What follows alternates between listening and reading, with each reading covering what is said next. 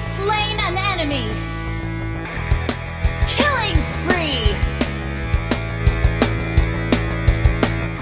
Mega kill! Unstoppable!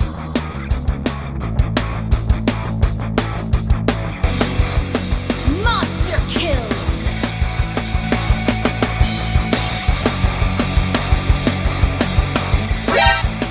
Here we go! Patience.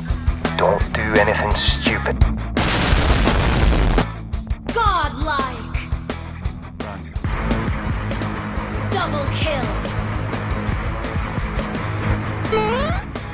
Nani? Oh my god! Triple kill! お前はもう死んでいる。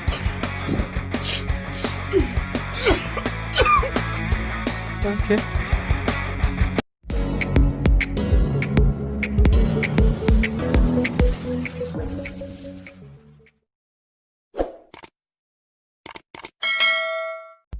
Kailan nga ba magandang i-pick si Aldous? At ano nga ba tong additional item na pwede nyong idagdag sa item build para mas mabilis kayong makapag-burst? Sa Mobile Legends guide na to, pag-uusapan natin yung mga conditions na dapat yung sundin kung gusto nyo magamit ang mas maayos si Aldous. Kasama na rin yung mga tama at maling desisyon na ginawa ko. Okay, let's go! Isa sa mga binago kay Aldous, mas madali na kayong makakapag-stack ngayon kasi mas pinalakas yung damage ng first skill. Kaya ibig sabihin, wala pa rin kayong babaguhin sa playstyle niya. Priority nyo pa rin sa simula is makapag-stack. Kaya ngayon, pag-uusapan natin kung kailan mo ba dapat i-pick si Aldous. Unang kailangan matandaan, isa si Aldous sa mga hero na mas malakas sa mid to late game. Kaya ibig sabihin, para mas madali ka makapag-stack, dapat mabigyan ka ng space ng mga kakampi mo. At para mabigyan ka nila ng space, napaka-importante ng mga hero na pipiliin nila. Kung mapapansin nyo sa lineup namin, 4 na kakampi ko pwedeng makipag-teamfight agad kahit sa early game pa lang. At dahil nga nape-pressure ni Hilda yung jungler ng kalaban, ibig sabihin hindi sila basta-basta makakagang sa lane na to. Kaya dapat i-maximize nyo yung pagkakataon na yon. Hanggat maaari, focus lang dapat kayo sa pagpapastack. At dahil nga hindi naman kailangan makipagsabayan ni Aldous sa early game, kaya hindi nyo rin kailangan makipag-trade. Hanggat maaari, priority nyo lang dapat sa simula is makapag-stack. Pero kung sakaling haharasin kayo ng katapat nyo, huwag nyo nga hayaan na maharas nila kayo nang wala kayong bawi. Kailangan nyo tandaan, kapag naharas kayo ng kalaban tapos hindi kayo nakakabawi, mas madali nila kayong mabubuli. Kaya kung gusto mo makapag-stack agad, huwag kayong magpapabuli. Patay na to. Patay ka, hindi ko na patay na. Isa pang advantage kapag malakas sa early game yung mga hero ng kakampi mo, mas madali rin silang makahagang sayo. At once na namatay yung katapat nyo, mas mabilis kayong makapag-stack. Hindi ganun kadaling humanap ng kakampi na magpipick ng mga hero na malakas sa early game, lalo na kung nasa solo rank ka. Kaya kadalasan, mas magandang i-pick si Aldous kung kayo yung last pick. Kung nakikita nyong malakas sa early game yung mga kakampi nyo, pwede nyong i-pick si Aldous. Pero maliban sa mga hero ng kakampi nyo, pwede nyo rin i-check yung mga hero ng kalaban. Kung more on late game heroes din yung hero ng kalaban nyo, pwede pa rin kayo mag-Aldous. Dahil nga magpo-focus din sa farming yung hero ng kalaban, kaya pwede rin kayo makipagsabayan sa late game. Namatay. Bakit kaya tinis niya? Tinis niya yung damage. Pagdating naman sa early items, kung mapapansin nyo, gagawin pa rin natin yung sa Aldous Guide 1. Para mas mabilis tayo makapag-stack, magbibuild tayo agad ng mana regen tsaka cooldown reduction boots. Pero pagtapos nun, uunahin pa rin nating buuin yung Blade of Heptasis. Sa ngayon, ito naman yung item build na tingin kong mas bagay kay Aldous. Ginawa kong Wind Talker yung third item niya para meron siyang additional movement speed. Maliban doon, mas mabilis yung mapapalabas yung passive niya dahil nga sa attack speed. At pagdating naman sa dalawang huling item, pwede nyong palitan yun depende sa sitwasyon. Pagdating naman sa emblem, Assassin Emblem pa rin yung pinili natin tapos Killing Spree. Dahil nga napaka-importante pa rin ng movement speed at additional HP na galing sa Killing Spree tuwing nakakapatay si Aldous, kaya Killing Spree pa rin yung pinili natin. Pagdating naman sa laro na to, dahil nga naging maganda yung early game ng mga kakampi natin, tapos hindi tayo na pressure ng katapat natin, kaya dapat bumawi tayo para sa mga kakampi natin. Dapat tumamang tayo sa mid to late game para hindi masayang yung space na binigay sa atin ng kakampi natin. Makikita nyo sa laro na to kung kailan kayo dapat sumama sa teamfight at kung kailan kayo dapat kumuha ng objective. Ito yung ano. Guguloy niya kaya. Dito, papaultuin ko yan dito. Papaultuin ko yan. Ano ba jungle ba? Ambulance, di ba? Bakit nasa mid na yung ano?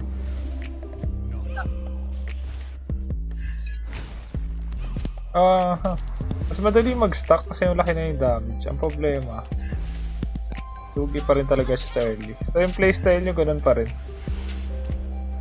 Kung paano siya dati.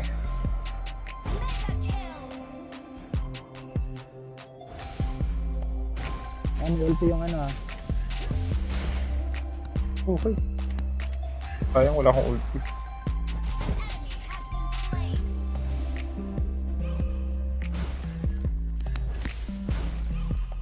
Tag na to.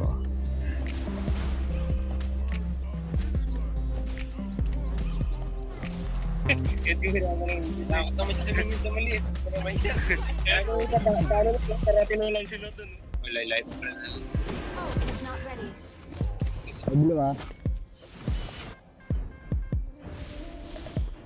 Easy stack si Master. Binigyan niyo ako space eh. Basta mabigyan niyo ako ng space, easy stack talaga yan. Dito master, wala nang buhay yan. Tuloy, marksman target ko eh. Kinancel ko para matarget ko yung ano. Para matarget ko yung ano nila, low HP. Yan pala yung heal card.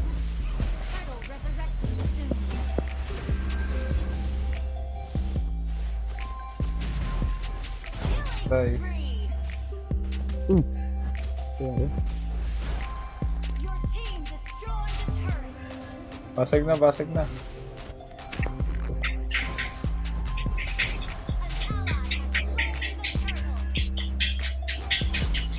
Babagalan talaga ako kaya no. Si Aldous ngayon. Kaya mag-build tayo ng movement speed. Check ang damo. Left side. Dito ah, Sige, meron tira. dito. Tayong stock. Magkano tayo guys? Big talker.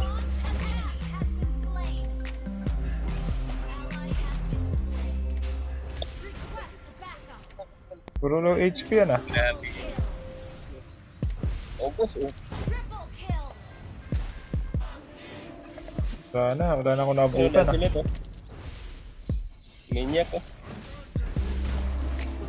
Wala.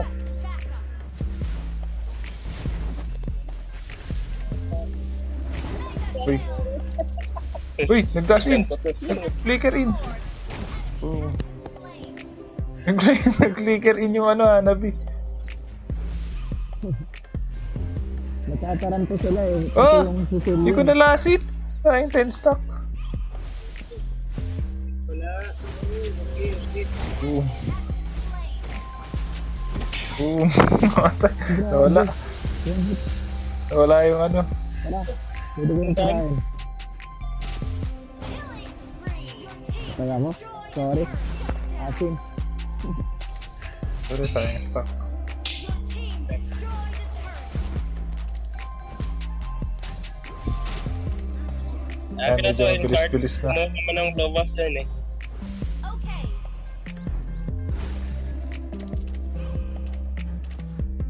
Ilan na po stock mo, Master? 235. Lakas na yan. Turtle na, turtle. Tingnan natin nasan sila. Bago. Patay. Grabe. Boom. Slain the turtle. Boom. Gusto nira. Wala na natin. May Holy Crystal na. Sir, mabiyong tayo yan. Boom. Maganda na tong ano, Aldous na to. One hit talaga to. Ang bis-bis na tumakbo dahil sa Windtalker. Sus, grabe mga trial card dyan naman. Walang TV.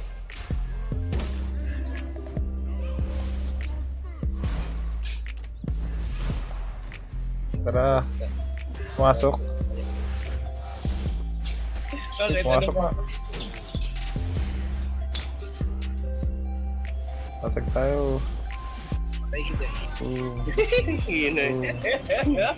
Greedy ah. MM na tayo ko eh.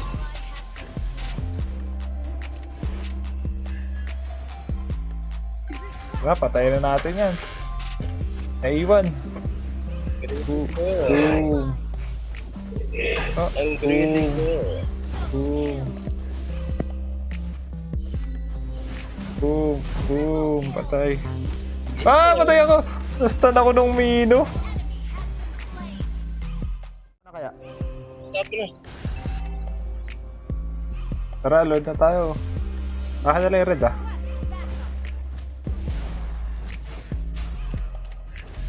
Boom. Tara, Lord. Sige, Lord na po kayo. 300 stock na ako. Eh.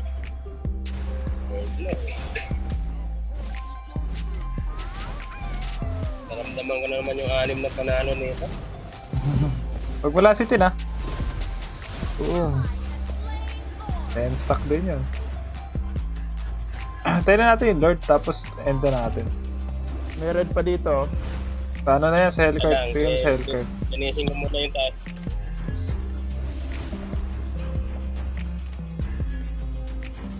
Aha. Wait na lang, Lord.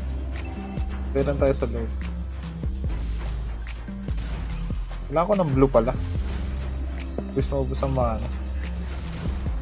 Sige, clear mo na yung ano. Ult is ready. 40% na yung CDR ko, di ba?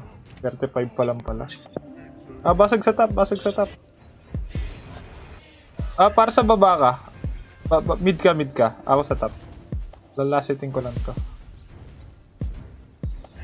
Destroy the turret. Basag mid.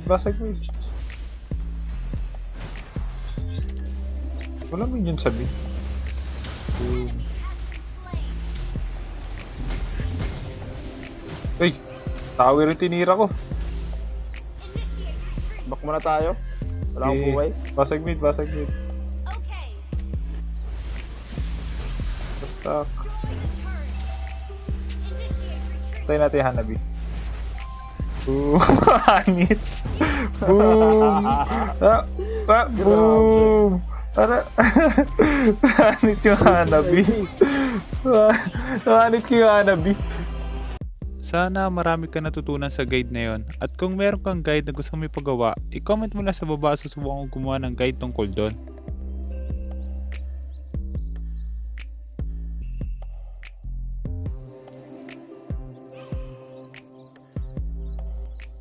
Kaya kung hindi ka pa nakasubscribe, hit mo na yung subscribe pati yung notification bell. Basta lagi mo lang tatandaan, kung gusto mo mag-improve, just master the basics. I'm out.